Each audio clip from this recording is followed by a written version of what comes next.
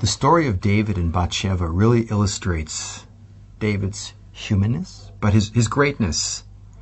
And we know that after David takes Bathsheba, the prophet Nathan comes to him with a parable and talks about a wealthy man who had a vast flock of goats and sheep, and his poor neighbor who had one little ewe. And the wealthy neighbor with all the animals wanted to do a barbecue. And instead of taking one of his thousands of animals, he takes the one little goat that this guy has. It's like a member of his family. David hears the story and he's outraged. And he says to Nathan the prophet, "Who's that man? Let me have him. I'm going to give it to him." And Nathan says, "That's you." And David immediately hears the point. Now, of course, the discussion about Bathsheba, it's a very complicated discussion in the Talmud, what actually happened in the story. But we see two fascinating points. One is the fact that a prophet would confront a king like that. It's an incredible story. It shows the fantastic interplay, the balance of powers, and the fact that a prophet who fears God has no fear of the king, even though it's a very dangerous thing to do, to accuse a king so openly. But the real greatness in the story is David and his response.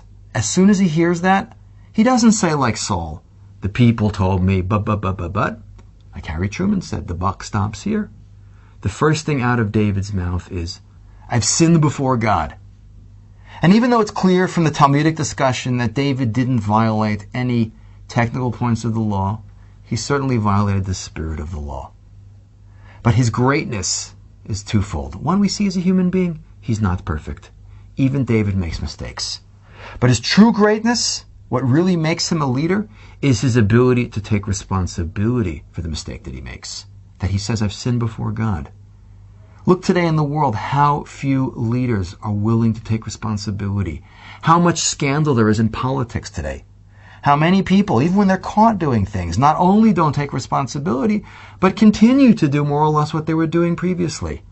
And when we look at King David, we truly understand what it takes to be a great Jewish leader and a great leader, period.